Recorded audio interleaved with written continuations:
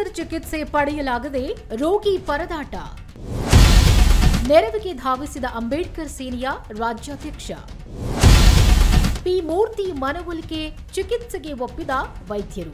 ಒಂದು ನಮ್ಮಲ್ಲಿ ಇರ್ತಕ್ಕಂಥ ಪಾಪ ಬಡವರಿಗೆ ತೀರಾ ಅವ್ರ ತಂದೆಗೆ ಅಡ್ಮಿಟ್ ಮಾಡಿದ್ರು, ಬಿಲ್ನ ಕಟ್ಟಕ್ಕಾಗಿಲ್ಲ. ಸೊ ನಾವು ಬಂದು ಇಲ್ಲಿ ಏನು ಮಾನ್ಯ ಹಾಸ್ಪಿಟಲ್ ಇರ್ತಕ್ಕಂಥ ಎಲ್ಲ ಮುಖ್ಯಸ್ಥರನ್ನ ಭೇಟಿ ಮಾಡಿಬಿಟ್ಟು ಒಂದಷ್ಟು ವಿಚಾರಧಾರೆಗಳನ್ನ ಮಾತಾಡಿದಾಗ ಒಂದಷ್ಟು ಇಲ್ಲಿರ್ತಕ್ಕಂಥ ಸಮಸ್ಯೆಗಳು ಹೇಳ್ಕೊಂಡು ಪಾಪ ಅವರಿಗೆ ಬಿಲ್ನ ಕನ್ಸೆಷನ್ ಮಾಡಿದ್ರು. ಇತ್ತೀಚೆಗೆ ಬೆಂಗಳೂರಿನಲ್ಲಿ ಕ್ಯಾನ್ಸರ್ ರೋಗಿಗಳ ಸಂಖ್ಯೆ ಹೆಚ್ಚಾಗ್ತಾನೆ ಇದೆ. ಆದರೆ ಅನೇಕರು ಚಿಕಿತ್ಸೆ ಪಡೆಯಲಾಗದೆ ಪರದಾಡ್ತಿದ್ದಾರೆ. ಇನ್ನು ಕ್ಯಾನ್ಸರ್ ರೋಗಿಗಳಿಗೆಂದೇ ಬೆಂಗಳೂರಿನಲ್ಲಿ ಕಿದ್ವಾಯಿ ಆಸ್ಪತ್ರೆ ಕೂಡ ಇದೆ. ಪ್ರತಿ ವರ್ಷ ಸಾವಿರಾರು ಕೋಟಿ ಫಂಡ್ ಬರುತ್ತೆ. ರಾಜ್ಯ ಸರ್ಕಾರ 40% ಹಾಗೂ ಕೇಂದ್ರ ಸರ್ಕಾರ 60% ಅನುದಾನ ಕೊಡುತ್ತೆ. ಆದರೂ ಕೂಡ ಕಿಮೋಥೆರಪಿಗೆ ಹಣ ಕಟ್ಟಿಸಿಕೊಳ್ತಿದ್ದಾರೆ ಅಂತ ಅಂಬೇಡ್ಕರ್ ಸೇನೆ ರಾಜ್ಯಾಧ್ಯಕ್ಷ ಪಿ ಮೂರ್ತಿ ಅಸಮಾಧಾನ ವ್ಯಕ್ತಪಡಿಸಿದ್ದಾರೆ. ಇವತ್ತು ಏನು CM ಒಂದು ನಿಧಿ ಏನಿರ್ತದೋ, ಕೆಲವರಿಗೆ ಸಮಸ್ಯೆ ಅಂತಾದಾಗ CM ಆಫೀಸಲ್ಲಿ ಲೆಟರ್ ಕೊಡ್ತಾರೆ. ಅಂದರೆ CM ಫಂಡ್ ಅಂದ್ಬಿಟ್ಟು ಏನು ರಿಲೀಸ್ ಮಾಡ್ತಾರೋ ಆ ಲೆಟ್ರ್ ಕೊಟ್ಟು ಇಲ್ಲಿ ಹಾಸ್ಪಿಟಲ್ ಟ್ರೀಟ್ಮೆಂಟ್ ಮಾಡಿದ್ರು ಕೂಡ ಮತ್ತೆ ಇವರು ಹಾಸ್ಪಿಟ್ಲವರು ಆ ಬಿಲ್ನ ರಿಲೀಸ್ ಮಾಡ್ಕೊಳಕ್ಕೆ ಸರ್ಕಾರ ದುಡ್ಡು ಪಾಸ್ ಮಾಡ್ತಾರಲ್ಲ, ಇದು ದೊಡ್ಡ ಸಮಸ್ಯೆ ಸರ್ಕಾರ ಮಾಡ್ತಿರೋದಕ್ಕಂಥ ಒಂದು ಅನ್ಯಾಯ. ಅದ್ರ ಜೊತೆಗೆ ಏನಾಗಿದೆ ಅಂತ ಹೇಳಿದ್ರೆ, ಇವತ್ತು ಕೆಲವರು ಹೇಳ್ಬೋದು, ಇಲ್ಲ ಕಿದ್ವಾಯಿ ಹಾಸ್ಪಿಟ್ಲ್ ಫ್ರೀ ಇದೆಯಲ್ಲ, ನೀವು ಅಲ್ಲಿ ಟ್ರೀಟ್ಮೆಂಟ್ ಮಾಡಿಸ್ಕೊಳ್ಳಿ ಕ್ಯಾನ್ಸರ್ ಅಂತ. ಕಿದ್ವಾಯಿ ಹಾಸ್ಪಿಟ್ಲಲ್ಲಿ ಸ್ಟೇಟ್ ಗೌರ್ಮೆಂಟಿಂದ 40% ಫಂಡಿಂಗ್ ಆಗ್ತಾರೆ, ಮತ್ತು ಸೆಂಟ್ರಲ್ ಗೌರ್ಮೆಂಟಿಂದ 60% ಫಂಡಿಂಗ್ ಆಗ್ತಾರೆ. ಸುಮಾರು 800-900 ಕೋಟಿ ದುಡ್ಡಿದ್ರೂ ಕೂಡ ಅಲ್ಲಿ ಪ್ರತಿಯೊಂದು ಚೆಕಪ್ಗೂ ದುಡ್ಡು ಇಸ್ಕೊಳ್ತಾರೆ. ಸೊ ಇವತ್ತು ಮಾನ್ಯ ಸಿದ್ದರಾಮಯ್ಯ ಅವರು ನಾವು 5 ಗ್ಯಾರಂಟಿ ಭಾಗ್ಯ ಕೊಡಿ ಅಂತ ಹೇಳ್ತಾರಲ್ಲ, ದಯವಿಟ್ಟು ಮಾನ್ಯ ಮುಖ್ಯಮಂತ್ರಿ ಮನವಿ ಮಾಡ್ಕೊಳ್ತೀನಿ. ಇನ್ನು ಕಿದ್ವಾಯಿ ಆಸ್ಪತ್ರೆ ಕ್ಯಾನ್ಸರ್ ರೋಗಿಗಳಿಗೆ ಇರುವ ಆಸ್ಪತ್ರೆ. ಆದರೆ ಅಲ್ಲಿ ಬಡವರಿಗೆ ಬೇಕಾದ ಚಿಕಿತ್ಸೆ ಸಿಗದೇ ಇರುವುದು ದುರದೃಷ್ಟಕರ. ಬನಶಂಕರಿ ನಿವಾಸಿಯಾದ ವಿಶ್ವನಾಥ ಹೆಗಡೆ ಕ್ಯಾನ್ಸರ್ನಿಂದ ಬಳಲ್ತಿದ್ದಾರೆ. ಚಿಕಿತ್ಸೆಗಾಗಿ ಬಸವನಗುಡಿಯ ಶ್ರೀ ಶಂಕರ್ ಆಸ್ಪತ್ರೆ ಮತ್ತು ರಿಸರ್ಚ್ ಸೆಂಟರ್ಗೆ ಬಂದಿದ್ರು. ಆದರೆ ಶಂಕರ್ ಆಸ್ಪತ್ರೆಯಲ್ಲಿ ಚಿಕಿತ್ಸೆ ದುಬಾರಿಯಾಗಿದ್ದು ವಿಶ್ವನಾಥ್ ಕುಟುಂಬಸ್ಥರು ಕಂಗಾಲಾಗಿದ್ರು.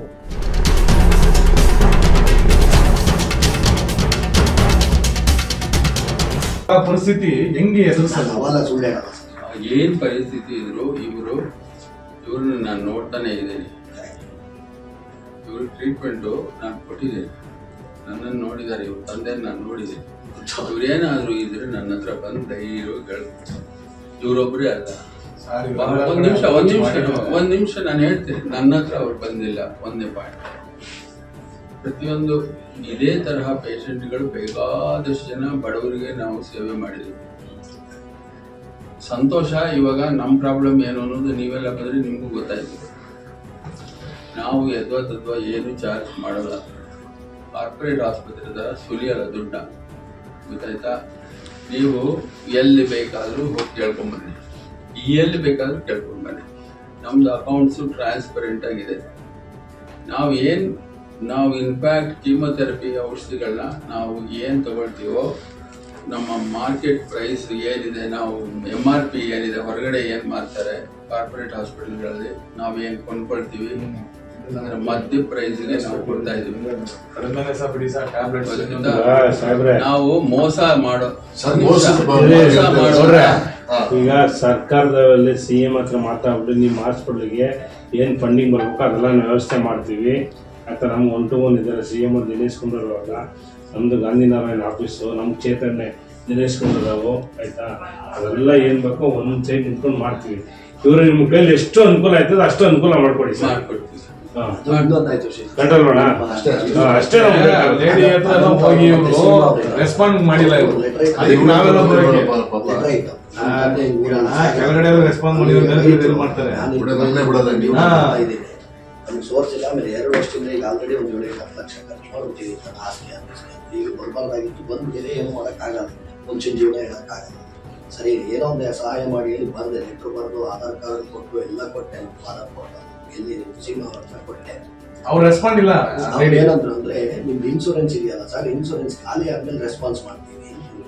ನಾನು ನಿಮ್ಮ ಹತ್ರ ನೇರವಾಗಿ ಹೇಳ್ತೀನಿ, ಸುಳ್ಳು ಹೇಳೋದೇನಿಲ್ಲ. ನಮ್ದು ಇನ್ಶೂರೆನ್ಸ್ ಇರೋದು ನಮ್ಮ ಭಾವನ ಕಂಪನಿಯಲ್ಲಿ ಇದಾಗಿರೋದು. ಅಯ್ಯಪ್ಪ, ನಮ್ಮ ಭಾವ ಏನಿದ್ದಾರೆ ಅವ್ರು ಯಾವುದೋ ಆಫೀಸ್ ಕಂಪ್ನಿಯಿಂದ ಆಗಿರೋದು. ಆ ಇನ್ಶೂರೆನ್ಸು 7 ತಲೆಗಳಿದೆ. ನಮ್ಮ ಅಕ್ಕ, ಭಾವ, 2 ಜನ ಹುಡುಗರು, ಅವ್ರ ಅಪ್ಪ ಏಜ್ಡ್ ಪರ್ಸನ್, ಗೋಕರ್ಣ, 75 ವರ್ಷ ಮುದುಕರಿಗೆ. ಪ್ಲಸ್ ನಮ್ಮ ತಂದೆಲ್ಲ ಆ್ಯಡ್ ಮಾಡಿ ಇಟ್ಟಿದ್ದಾರೆ. ಈ 7 ತಲೆಯಿಂದ ನಿಮ್ಮ ಹತ್ರ ಸತ್ಯವಾಗಿ ಹೇಳ್ತೀನಿ, ಅಲ್ಲಿರೋದು 10 ಲಕ್ಷ ರೂಪಾಯಿ ಒಂದು ವರ್ಷದಲ್ಲಿ. 7 ತಲೆಗೆ ಏನೇ ಆದ್ರೂ ಅದೇ 10 ಲಕ್ಷ ಯೂಸ್ ಆಗ್ತದೆ. ಸೊ ನಮ್ಮ ಅಕ್ಕ ಏನಾದ್ರು ಈಗ ತೊಂದರೆ ಬಂದಿದೆ, ನೀನು 2.5 ಲಕ್ಷ ತಗೋ, ಅದರಲ್ಲಿ ನೀನು 7.5 ಲಕ್ಷ ಮುಟ್ಬೇಡ, ಯಾಕಂದ್ರೆ ನಾವು 6 ಜನ ಇದ್ದೀವಿ, ತೊಂದರೆ ಆದ್ರೆ ನಮ್ಗೆ ತೊಂದರೆ ಆಗುತ್ತೆ ಅಂತ ನೇರವಾಗಿ ಅಂದ್ಬಿಟ್ರು. ಆ 2.5 ಲಕ್ಷ ಖಾಲಿ ಆಗೋಯ್ತು, ಏನೂ ಇಲ್ಲ. ಆದರೆ ಈಗ ಅವ್ರಿಗೆ ಅದನ್ನು ಹೇಳಿದ್ರೆ ಇಲ್ಲ ನಿಮ್ಗೆ 7.5 ಲಕ್ಷ ಇದೆಯಲ್ಲ ಆಮೇಲೆ ನೋಡೋಣ ಆಗ್ತದೆ, ಅದು ನಂದಲ್ಲ ಅಂತ ಅವ್ರು ನಂಬಲ್ಲ. ನಾನು ಅದ್ರ ಬಗ್ಗೆ ಕಮೆಂಟ್ಸ್ ಮಾಡ್ತಾ ಇಲ್ಲ, ಬಟ್ ನನ್ನ ವಸ್ತು ಸ್ಥಿತಿ ಹಂಗಿದೆ. ಈಗ ಇನ್ಶೂರೆನ್ಸ್ ಡೀಟೇಲ್ ಅಷ್ಟು ಕೊಡ್ತೀನಿ ಬೇಕಾದ್ರೆ, ಅದರಲ್ಲಿ ಏನಿಲ್ಲ. ಆದರೆ ಅಲ್ಲಿರೋ 7.5 ಲಕ್ಷ ನಾನು ತಗೊಳಕ್ಕಾಗಲ್ಲ, ತಪ್ಪಾಗಲ್ಲ. ಅದು ಮಾಡಿಸ್ಕೊಟ್ಟಿದ್ದೆ ದೊಡ್ಡದವರು. ನಮ್ಮ ತಂದೆಗೆ ನಾನು ಪುರೋಹಿತರಾಗಿದ್ದೆ, ಬೇರೆ ಯಾವ ಕಂಪ್ನಿನೂ ಕೊಡಲಿಲ್ಲ. ಸೊ ಇವ್ರು ಸ್ಮೋಕ್ ಎಲ್ಲ ಮಾಡ್ತಿದ್ರು 67 ವರ್ಷ, ಯಾವುದೇ ಕಂಪ್ನಿಯವರು ಕೊಡಲ್ಲ. ಇದು ನನ್ನ ಸಮಸ್ಯೆ. ಆಯ್ತಪ್ಪ, ಇವಾಗ ನಿಮ್ಮ ತಂದೆಯವರು ನಮ್ಮ ಕೈಲಾದ್ರೆ ಆದರೆ ಈ ನಿವಲು ಮ್ಯಾಪು ಬೇಡ, ಅಲ್ಲ ಕೊಡೋದೇ ಬೇಡ. ಯಾಕೆಂದ್ರೆ ಅದ್ರ ಪೂರ್ತಿ ವರ್ಷಾನುಗಟ್ಲೆ 2, 3, 4 ವರ್ಷ ಕೊಡೋದಿಕ್ಕೆ ನನಗಂತೂ ಚೈತನ್ಯ ಇಲ್ಲ. ಗೊತ್ತಾಯ್ತಾ? ಆಮೇಲೆ ನನಗೆ ಅಲ್ಲಿ ಅವರು ನನಗೆ ಮಾರ್ಜಿನ್ ಸಿಗೋದು 2,500, 3,000 ರೂಪಾಯಿ. ನಾವು ಅದರಲ್ಲಿ ಏನು ಲಾಭ ಮಾಡ್ಕೊಳ್ಳೋಲ್ಲ. ಕಾಸ್ಟ್ಲಿ ಮೆಡಿಸಿನ್ಸ್ ನಾವು ಹೇಗೆ ತಗೋತೀವೋ ಹಾಗೆ ಇಲ್ಲಿ ಮಾರ್ತೀವಿ. ಇನ್ಫ್ಯಾಕ್ಟ್ ಕಾಸ್ಟ್ಲಿ ಮೆಡಿಸಿನ್ಸ್ ತಗೊಂಡ್ಬರೋದಾದ್ರೆ ನಾವು ಪ್ರಿಸ್ಕ್ರಿಪ್ಷನ್ ಹೊರಗಡೆ ನೀವು ತಗೊಂಬಿಡಿ ಅಂತ ಹೇಳ್ತಾರೆ. ಯಾಕೆ ಅಂದರೆ ಇವತ್ತಿನ ದಿವಸ ನಾವು ಇನ್ಶೂರೆನ್ಸ್ ಕಂಪ್ನಿನೋ ಗೌರ್ಮೆಂಟೋ ಇನ್ನೊಂದಕ್ಕೋ ನಾವು ಏನಾದರೂ ಔಷಧಿಗಳಿಗೆ ಕಾಸ್ಟ್ಲಿ ಮೆಡಿಸಿನ್ಸ್ ತೊಗೊಂಬಂದು 2 ಲಕ್ಷ 3 ಲಕ್ಷ ರೂಪಾಯಿ ನಾನು ಪೇಷಂಟಿಗೆ ಕೊಟ್ಟರೆ ಆ ದುಡ್ಡು ನನಗೆ ರಿಕವರ್ ಆಗೋದಕ್ಕೆ 1 ವರ್ಷ ಆಗುತ್ತೆ.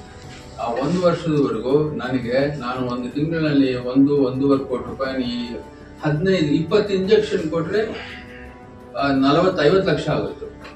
ಆ ಕಂಪನಿಯವನಿಗೆ 50 ಲಕ್ಷ ನಾನು 6 ವಾರದೊಳಗಡೆ ಕೊಡಬೇಕು. ಆದರೆ ಗೌರ್ಮೆಂಟ್ ಇಂದಾನೋ ಇನ್ನೊಂದು ಕಡೆಯಿಂದ ಬರೋದು ನನಗೆ 1 ವರ್ಷ ಆಗುತ್ತೆ. ಅಲ್ಲಿವರೆಗೂ ನನ್ನ ಹತ್ರ ದುಡ್ಡು ಇರಲ್ಲ. ನಾನು ಇನ್ನೊಬ್ಬರ ಹತ್ರ ಬ್ಯಾಂಕಲ್ಲಿ ಓವರ್ ಡ್ರಾಫ್ಟ್ ತಗೊಂಡು ಸಾಲ ಇಟ್ಕೊಂಡು ಮ್ಯಾನೇಜ್ ಮಾಡಬೇಕು.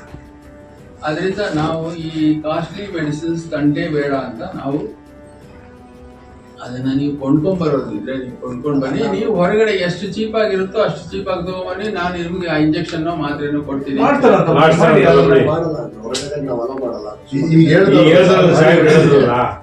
ತಗೊಂಡ್ ಬನ್ನಿ. ನೀವು ಕೀಮೋಥೆರಪಿನಲ್ಲಿ ನಾನು ಕೊಡ್ತಾ ಇರೋ ಕೀಮೋಥೆರಪಿಗಿಂತ ಕಡಿಮೆ ರೇಟಲ್ಲಿ ನಿಮ್ಗೆ ಸಿಗೋದಾದ್ರೆ ನೀವು ಖಂಡಿತ ತಗೊಂಬನ್ನಿ. ಯಾಕೆ ಅಲ್ಲಪ್ಪ, ನಾನು ಹೇಳ್ತೀನಿ ಸಂತೋಷವಾಗಿ. ಯಾಕೆ ಅಂತಂದ್ರೆ ನಾವು ಲಾಭ ಇಟ್ಕೊಳ್ತಾ ಇಲ್ಲ ಅದರಲ್ಲಿ. ಯಾವ ತರಹ ಅಂದ್ರೆ ನಾವೇನ್ ಕೊಂಡ್ಕೊಳ್ತೀವಿ, ನಾವೇನು ಫಾರ್ಮಾ ಕಂಪನಿ ಕೊಡ್ತೀವಿ, MRPಗೆ ಏನಿರುತ್ತೆ ಅದರಲ್ಲಿ 50% ಪೇಷಂಟ್ಗೆ ಟ್ರಾನ್ಸ್ಫರ್ ಮಾಡ್ತೀವಿ, 50% ನಾವು ಇಟ್ಕೊಳ್ತೀವಿ. ಅರ್ಧ 50% ಲಾಭ. GST ಹೋದ್ಮೇಲೆ 50% ಲಾಭ ನಮಗೆ, 50% ಪೇಷಂಟ್ಗೆ. ಸೊ ನಮ್ದು ಕೀಮೋಥೆರಪಿ ಚಾರ್ಜಸ್ ಜನರಲ್ ವಾರ್ಡಲ್ಲಿ ಇರೋರಿಗೆಲ್ಲರಿಗೂ ನಾವು ಕಡಿಮೆ ಮಾಡ್ತೀವಿ. ಇನ್ನೊಂದು ವಿಷಯನೂ ಹೇಳ್ತೀನಿ, ಊಟ ಪೂರ್ತಿ ಫ್ರೀ ಕೊಡ್ತೀವಿ. 7 ಊಟ ದಿನಕ್ಕೆ ಫ್ರೀ ಕೊಡ್ತೀವಿ ಎಲ್ಲ ಪೇಷಂಟ್ಗಳಿಗೆ. 390 ರೂಪಾಯಿ ಪ್ರತಿ ದಿನಕ್ಕೂ ನಾನು ಕಿಚನ್ನಲ್ಲಿ ಖರ್ಚು ಮಾಡ್ತೀನಿ ಒಂದು ಪೇಷಂಟಿಗೋಸ್ಕರ. 160 ಜನ ಜನರಲ್ ವಾರ್ಡ್ ಪೇಷಂಟ್ ಇದ್ದಾರೆ. ಆ 160 ಜನಕ್ಕೂ ಒಂದು ದಿನಕ್ಕೆ 390 ರೂಪಾಯಿಗೆ ನಾನು ಹೋಗಿ ಭಿಕ್ಷೆ ಬೇಡ ದುಡ್ಡು ತಗೊಂಡ್ಬಂದು ಅವರಿಗೆ ಊಟ ಹಾಕ್ತೀನಿ. ಇವತ್ತು ಕಾಲಿನ್ ಸ್ಪೇಸ್ ಅಂತ ಒಂದು ಕಂಪನಿ ಊಟ ಹಾಕಿದ್ರು, ಗೊತ್ತಾಯ್ತಾ? 1,150 ರೂಪಾಯಿಗೆ ಜನರಲ್ ವಾರ್ಡ್ನಲ್ಲಿ ನರ್ಸಿಂಗ್ ಚಾರ್ಜು, ಊಟ, ವಾರ್ಡ್ ಚಾರ್ಜು ಎಲ್ಲ ನಾವು ಕೊಡ್ತೀವಿ. ತೋರಿಸಿ ನೀವು ಬೆಂಗಳೂರಿನಲ್ಲಿ ಯಾವುದಾದ್ರೂ ಒಂದು ಆಸ್ಪತ್ರೆಯಲ್ಲಿ 1,150 ರೂಪಾಯಿಗೆ ಊಟ, ವಾರ್ಡ್ ಚಾರ್ಜು. ವಿಶ್ವನಾಥ್ ಹೆಗಡೆ ಕುಟುಂಬ ಅಂಬೇಡ್ಕರ್ ಸೇನೆ ರಾಜ್ಯಾಧ್ಯಕ್ಷರಾದ ಪಿ ಮೂರ್ತಿಯವರನ್ನ ಭೇಟಿಯಾಗಿ ಸಮಸ್ಯೆಯನ್ನ ಹೇಳ್ಕೊಂಡಿದ್ರು. ವಿಶ್ವನಾಥ್ ಸಮಸ್ಯೆಗೆ ಸ್ಪಂದಿಸಿದ ಪಿ ಮೂರ್ತಿಯವರು ಕೂಡಲೇ Shri Shankar hospital and research ಸೆಂಟರ್ಗೆ ಭೇಟಿ ನೀಡಿ ಡಾಕ್ಟರ್ ಶ್ರೀನಾಥ್ ಜೊತೆ ಮಾತನಾಡಿ ಬಿಲ್ ಕಡಿಮೆ ಮಾಡಿಸಿದ್ದಾರೆ. ಇನ್ನು ಪಿ ಮೂರ್ತಿಯವರ ಮನವಿಗೆ ಸ್ಪಂದಿಸಿದ ಶಂಕರ್ ಆಸ್ಪತ್ರೆ ವೈದ್ಯರು ವಿಶ್ವನಾಥ್ಗೆ ಕಡಿಮೆ ದರದಲ್ಲಿ ಚಿಕಿತ್ಸೆ ನೀಡೋಕು ಒಪ್ಪಿಕೊಂಡಿದ್ದಾರೆ.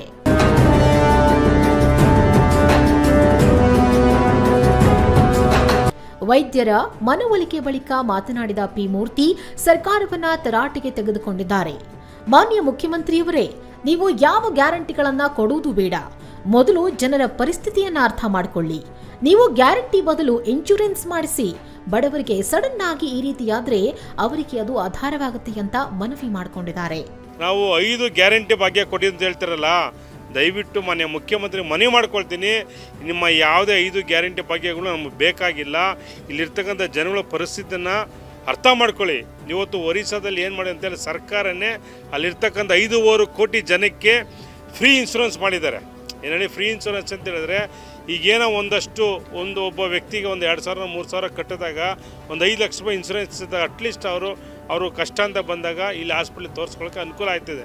ಅದಕ್ಕೆ ನಾನು ಸಿದ್ದರಾಮಯ್ಯವ್ರಿಗೆ ಹೇಳ್ತಾ ಇದ್ದೀವಿ, ನೀವು ವಾರಕ್ಕೆ 2,000 ರೂಪಾಯಿ ಏನೋ ಹೆಣ್ಮಕ್ಳಿಗೆ ಅಕೌಂಟಿಗೆ ದುಡ್ಡು ಹಾಕೋದು ಅದೆಲ್ಲ ಬಿಟ್ಬಿಡಿ ಆಯಿತಾ. ವರ್ಷಕ್ಕೆ ಒಬ್ಬರಿಗೆ 10,000 ರೂಪಾಯಿ ನೀವು ಇನ್ಶೂರೆನ್ಸ್ ಮಾಡಿಬಿಟ್ಟೆ 10,000 ರೂಪಾಯಲ್ಲಿ ಒಂದು ವರ್ಷಕ್ಕೆ ಅಟ್ಲೀಸ್ಟ್ ಅವರಿಗೆ 10 ಲಕ್ಷ ರೂಪಾಯಿ ಇನ್ಶೂರೆನ್ಸ್ ಕ್ಲೇಮ್ ಮಾಡ್ಕೋಬೋದು. ಈಗ ಮನುಷ್ಯನ ಬೇಕಾರೋದು 2 ಆಯಿತಾ. ಈಗ ನಿಮ್ಗೆ ಯಾವ ಗ್ಯಾರಂಟಿನೂ ಬೇಕಲ್ಲ, ಒಂದು ಎಜುಕೇಷನ್, ಒಂದು ಹಾಸ್ಪಿಟ್ಲ್ ಒಂದು. ಇವತ್ತು ಜನ ಏನಾದರೂ ಹೆಚ್ಚು ಕಮ್ಮಿ ಆದಾಗ ರೋಡಲ್ಲಿ ಬೀದಿ ವ್ಯಾಪಾರ ಮಾಡೋನು, ಹಣ್ಣು ಮಾರೋನು, ಚಪ್ಪಲಿಯವನು, ಕೂಲಿ ಮಾಡೋನು, ಪೌರ ಕಾರ್ಮಿಕ, ಈ ಥರ ಹಲವಾರು ಆಟೋ ಡ್ರೈವರು, ಟ್ಯಾಕ್ಸಿ ಡ್ರೈವರ್ಗಳು ಇವರೆಲ್ಲ 10,000-15,000 ಸಂಬಳಕ್ಕೆ ಕೆಲಸ ಮಾಡ್ತಾರೆ. ಸಡನ್ನಾಗಿ ಅವ್ರಿಗೊಂದು ಹಾರ್ಟ್ ಅಟ್ಯಾಕ್ ಆಯಿತು, ಹುಷಾರಿಲ್ಲ, ಇಲ್ಲ ಕ್ಯಾನ್ಸರ್ ಆಯಿತು ಅಂತ ಸಮಸ್ಯೆ ಬಂದಾಗ ಅವ್ರು ಎಲ್ಲೋಗ್ಬೇಕು ಹೇಳಿ ನೋಡೋಣ. ಆ ನಿಟ್ಟಿನಲ್ಲಿ ದಯವಿಟ್ಟು ಈ ಒಂದು ಇನ್ಶೂರೆನ್ಸ್ ಪಾಲಿಸಿನ ಕರ್ನಾಟಕ ಸರ್ಕಾರ ನೀವೇನಾದರೂ ಮುಂದಿನ ದಿನಗಳಲ್ಲಿ ಕಾಂಗ್ರೆಸ್ ಸರ್ಕಾರ ನಿಮಗೆ ಬರಬೇಕಂತ ಹೇಳಿದ್ರೆ ದಯವಿಟ್ಟು ಮಾನ್ಯ ಮುಖ್ಯಮಂತ್ರಿಗಳು ಕೂಡಲೇ ಕರ್ನಾಟಕದಲ್ಲಿರ್ತಕ್ಕಂಥ 6.5 ಕೋಟಿ ಜನಕ್ಕೆ ನೀವು ಗ್ಯಾರಂಟಿ ಬಗ್ಗೆನ ಕಿತ್ತು ಬಿಸಾಕಿ ಇನ್ಶೂರೆನ್ಸ್ ಪಾಲಿಸಿ ಮಾಡಿಸಿ ದಯವಿಟ್ಟು ಪ್ರತಿಯೊಬ್ಬರು ಅನುಕೂಲ ಆಗುತ್ತೆ. ಯಾಕಂದ್ರೆ ಸರ್ಕಾರ ಇನ್ನಾದರೂ ಬಡ ರೋಗಿಗಳ ಕಡೆ ತಿರುಗಿ ನೋಡಬೇಕಾಗಿದೆ. ಆರೋಗ್ಯವೇ ಮಹಾಭಾಗ್ಯ ಅನ್ನೋದು ನಿಜ. ಮನುಷ್ಯನಿಗೆ ಏನಿಲ್ಲ ಅಂದ್ರೂ ಆರೋಗ್ಯ ಮಾತ್ರ ಸರಿ ಇರಲೇಬೇಕು. ಅವರಿಗೆ ಉತ್ತಮ ಚಿಕಿತ್ಸೆ ಸಿಗೋ ಅವಕಾಶ ಕಲ್ಪಿಸಬೇಕು ಅನ್ನೋದು ಅಂಬೇಡ್ಕರ್ ಸೇನೆ ರಾಜ್ಯಾಧ್ಯಕ್ಷ ಪಿ ಮೂರ್ತಿಯವರ ಆಶಯವಾಗಿದೆ.